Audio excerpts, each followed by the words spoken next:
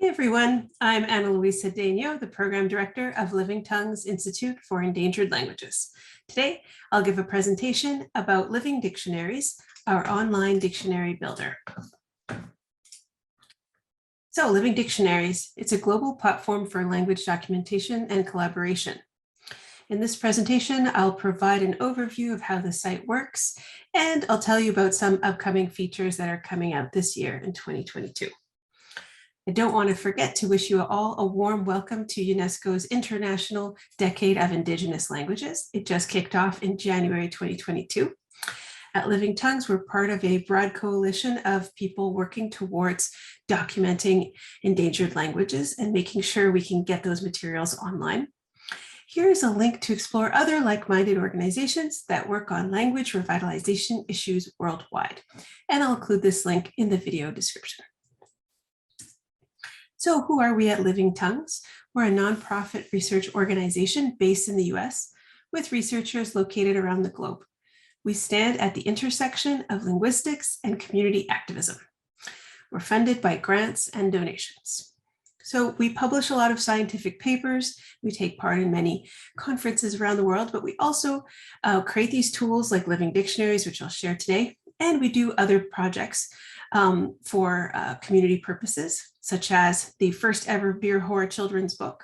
We just published this in 2021. This is the first time the beer whore language ever appeared in print, which you can see here on the left. We also publish videos about the Sora language. So we're in a big documentation project about the many Sora varieties. And so you can see on our YouTube channel videos about Sora traditional music and other cultural topics. So this just gives you an overview of the type of work that we do. Let me introduce you to the current Living Dictionaries team. So we have Diego Cordova Nieto, myself, Ana Luisa, Jacob Bodoin, and Gregory Diaz-Anderson. So we're the ones behind the platform. We're making new features and answering your questions and helping citizen linguists curate their data to get it onto the platform. What is the guiding principle behind our work? A moral imperative of the 21st century is the decolonization and the democratization of linguistic resources. So we believe very strongly in this. We really want to help communities get their language materials online and make sure it's easy for them to access audio recordings and all kinds of data that they might need for their revitalization programs. So this is our platform, livingdictionaries.app. Here you can see our homepage map and a list of the many languages on the platform. Some of the dictionaries are very big, in the tens of thousands of entries, and some of them are quite small since they're just getting started. We also have a number of private dictionaries that you don't see on this list that are still under construction. So how do people get started? Well, they just go to our website and they click on the Create Dictionary button and they follow these steps, filling out certain metadata to create a new dictionary. And you could do that on any mobile device or any desktop. We'll be adding new features to this page to make the dictionaries as community friendly as possible. So how does the platform work? It's a progressive web app. It functions as a website in any desktop or mobile browser, and it relies on the internet to work. Because we know a lot of communities struggle with internet connectivity, we're also working on offline mode. That's a work in progress right now, but it's on our list of priorities since it's very important. The platform is free to use and accessible on any device. There are no subscription fees for dictionary managers or for people browsing the dictionaries. So it's ad-free, there's no cost. We want to have as few barriers as possible between people and accessing their language data. The platform operates under a source available non-commercial license, which you can find on the Living Tongues GitHub account. So how do we work with people who are creating dictionaries? We hold these Zoom webinars for citizen linguists who are building their dictionaries, and we hold them on a monthly basis. We take a lot of questions and we help people import batches of data if they want to, and we provide them with technical assistance about orthographies or dialects or any questions that come up. So you might be wondering right now, so what exactly goes into a dictionary entry? So I'll show you an example from one dictionary from Guatemala. So this is from the Pocomchi language. It's a Mayan language spoken in Guatemala. This dictionary was created by Maurilio Huctoc and his collaborators. So the entry here is one of over 1,800 entries in this dictionary. So this word is ach. So you have the head word in bold. You have the phonetic transcription. You have the English gloss. This is what it means in English. It's a day in the Mayan calendar. Spanish gloss, part of speech, semantic domains tags here, 2 tags, and notes that Maurilio wrote about this dictionary and when he recorded this particular entry. You also have some more fields here that can be useful for community activists and linguists. So you have morphology, interlinearization, dialect, and source. Source here, you can add as many links or citations as you want related to this entry. And I'll talk a little bit more about these other empty fields later in the presentation. We also have our multimedia buttons here, listen and edit audio, upload photo, and soon we'll have upload or record a video right here too. So that's coming out this year too, which we're all very excited about. Talk a little bit about the interface itself. So I just showed to you what it looks like in English, but we want to make sure that everyone knows this is not an English-centric platform.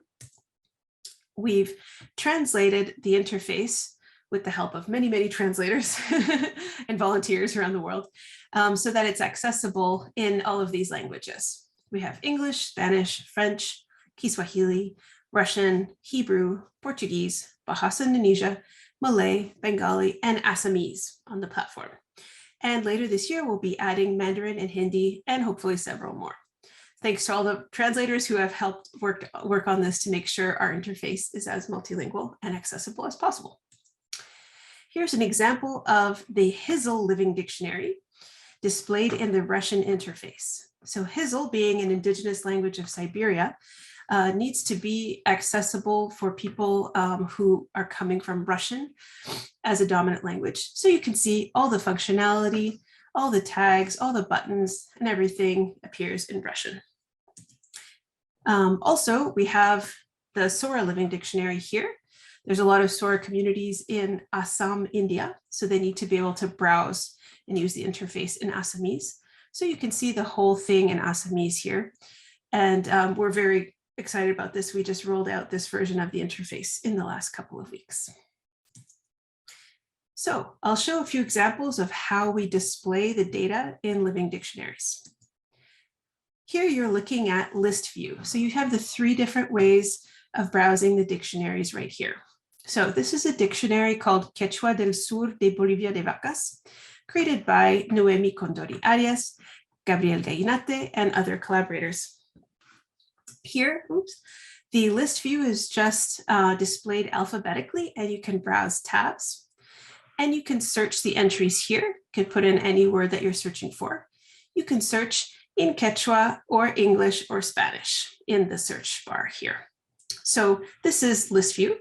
Now we'll see the same dictionary in table view. So this is the same content, but displayed in table view. So you can browse it like a spreadsheet and search the same way as a spreadsheet. Also, the same dictionary, here we're seeing it in gallery view. And so it just pulls in all of the entries that have images. So you can see this is a visual way to browse a living dictionary. And it gives you an idea of some of the images that have been added. So it's a great way to browse. It looks great on mobile too. And we recently made a lot of design updates to this page. So it's looking very good and easy to read. I'll show a couple more examples of the different display views. So here we have a language called Gita, which is a Munda tribal language of India. So here we're looking at table view, and we're searching for the suffix pog. This means bug in this language. So it yields all the results, all the words and phrases that have this, this suffix pog in them, and you can see them in the table view. So it's just to show you there's multiple ways of searching, and there's multiple ways of visualizing the data. Here's another nice gallery view from a language called Ikito. We just released this living dictionary in the last couple of weeks as well. This was created by Dr. Christine Bayer with her linguistics students at UC Berkeley in collaboration with the Ikito community. And so we're looking here at the whole dictionary in Spanish in gallery view, and you can see the headwords of the dictionary accompanied by the gloss in Spanish. So we're very excited about our new innovations to gallery view, and they look great on desktop and mobile. Now I'll say a little bit about multiple scripts and glossing languages. We want to make sure that the dictionaries are as multilingual as possible and that you can search in different scripts that are relevant to that community. So here we have the Sora Living Dictionary. So Sora, once again, it's a Munda tribal language of India. We have the headword, which is written in International Phonetic Alphabet here. And the same word is rendered in the Assamese script, which is locally important, as well as the Sompeng Mardir script, which is useful for a couple of communities of Sora who created and used this script locally. And so since it's Unicode compliant, we're able to include this script as well. You have your phonetic transcription here, and then you have, because we want to be as multilingual and as accessible as possible, we have the Oriya translation, Assamese, English, and Hindi in this living dictionary. So anyone browsing can search in any of these scripts or languages. And down below, you see something that I mentioned earlier. You can see how the morphemes break down for this entry. So you have 3 different morphemes here and then what they mean. And you also have a space for the dialect. So one of the best features of living dictionaries is that you have multimedia. So you have pronunciations, you have images, and soon we'll have video. Here's an example of the Owe Living Dictionary from Nigeria. This word baobab is a tree. So we have a nice image that's been added to represent this tree in the dictionary. And of course, there's no limit. Every single entry could have an image if you want. In print dictionaries, you're kind of limited by size and printing conventions and everything. So not every entry can have an image, but in the living dictionary, there's no limitations when you're working electronically. Here's an audio example here. So we're looking at the Guthob Living Dictionary. It's another Munda tribal language of India that we've been working on for many years. And you can see that this entry is accompanied by an audio recording that you can listen to as many times as you want. And if you're a dictionary manager, you could download that, replace it. You could record it live, on your phone or on your computer again. You can delete it and you can, change the multimedia as much as you want or as much as you need to. I'll say a little bit about semantic domains. So semantic domains are an important, fairly new feature that we added to make sure that people can tag their data in a way that helps organize the data through these sets of core meanings. So we have a long list of semantic domains, and we work with communities as well as interns and volunteers who help us with the tagging. We tag the entries according to this list. So here we're looking at the Kalinago Living Dictionary. Kalinago is a dormant language that was once spoken in St. Vincent and the Grenadines. So here we're seeing all the entries that have been tagged with location and directions. And this shows the content that refers to the original place names and locations in the Kalinago that were used in the Kalinago language. So it's a really great way to learn about how people named their environment and their landscape before a lot of those names changed to colonial terms. I'll say a few words about ecological knowledge. So as you saw from some of the other screenshots from earlier, we have these semantic domains, which really allow us to visualize and identify amazing parts of the ecology. So here we have the Gata Living Dictionary from India, displayed in gallery view, and we're seeing everything that's been tagged with the semantic domain birds. So we see a long list of all the birds in this language, and it gives you an idea of the species that exist around the Gata communities. Dialects. We often are asked about dialects. How many dialects should go in a dictionary? Should there be a dictionary for each dialect? What's the best way to proceed? So our platform allows people to create a dictionary just for one dialect, or you can have multiple dialects in one dictionary. So here we see an example from the Owe Living Dictionary. So Owe is a dialect of Yoruba spoken in Nigeria. And the community and Dr. Bolanle Arakoyo, they decided to have the whole dictionary just focus on Owe so that they could easily search and access material in Owe. So this is an example of one that just contains one dialect. Here we have another living dictionary called Opata. Opata is a dormant Uto-Aztecan language that used to be spoken in Mexico and the US. And here, the descendants who are creating this dictionary, they decided to have multiple dialects represented in one dictionary. So where needed, they tag it with the correct dialect name, like Tagima or Tunichi, all in one dictionary, so that they can have all of their content centralized in one dictionary. As I mentioned earlier, we help citizen linguists curate and upload these batch imports. And we do this a lot in the COVID era because everything is being done through remote collaboration. Occasional field work too when it's safe. But yeah, a lot of the dictionaries that you've seen recently in this presentation were all done by remote collaboration to get the data online. And we do this through small meetings, regional meetings, or sometimes one-on-one meetings. So here's a snapshot from our Zoom training for linguists in Africa in 2021, where we helped a few different people get their living dictionaries off the ground. One of those dictionaries was called Kalanga. Kalanga is spoken in Zimbabwe and Botswana. So we helped the linguists and the community activists who are working together on this get their content into one template that we provide, where they can add their lexemes, their English glosses, their parts of speech, and other metadata. And then we work together to make sure everything is been correct and reviewed. And then we upload it to the Living Dictionary platform, so then they can share this with their community. They can use it on whatever social media platform they want.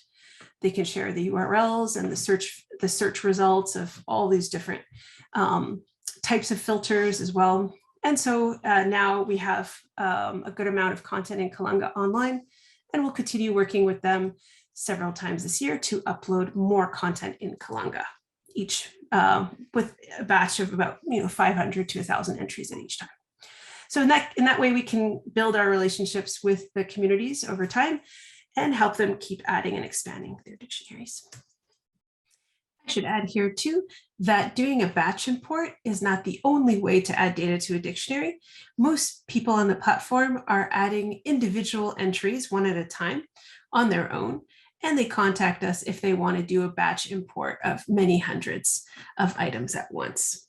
So you could work both ways, individual entries, or you could do batch imports. So living dictionaries are best steered by community members who are working on documenting their own languages. They do not need to be linguists to use the platform. They should have a clear, demonstrable connection to the community of speakers of their language. Community members who are building the dictionary may not be fluent in their own language, but should have trusting relationships with fluent speakers who can provide recordings. We also welcome partnerships between community members and scholars who have trusting long-term relationships and a clear understanding of how the dictionary materials should be accurately portrayed online. And many of the dictionaries I shared today are the results of these kind of partnerships over time. Outsiders who do not fall into these categories are welcome to create unpublished dictionaries on our platform that may later be authorized for public use pending approval. Who owns the data? Living Tongues Institute does not own any of the recordings or language content on the Living Dictionaries platform. Data in a living dictionary belongs to the community, the language community itself, who created the dictionary. And this is described in detail on our terms of use page. People might be wondering, well, who exactly edits these dictionaries? Dictionary managers are the only ones who can edit and contribute to dictionaries. They can use the platform to invite other managers and contributors to create an account and work with them together on the platform to edit the dictionaries. So the dictionaries are crowdsourced, but only from these these teams who set up their dictionaries and work on them themselves. And sometimes they bring us in as admins to help edit and tag their dictionaries. Everything I mentioned today is on our frequently asked questions page, which is at the top of our website, livingdictionaries.app. And we update this every couple weeks with new information, background research, upcoming training webinars, and so on. So please check out the page if you have any more questions about living dictionaries. Thank you so much for watching till the end of our video. Check out our websites if you want more info about us, livingtongues.org and livingdictionaries.app. Wish you a wonderful day and take care.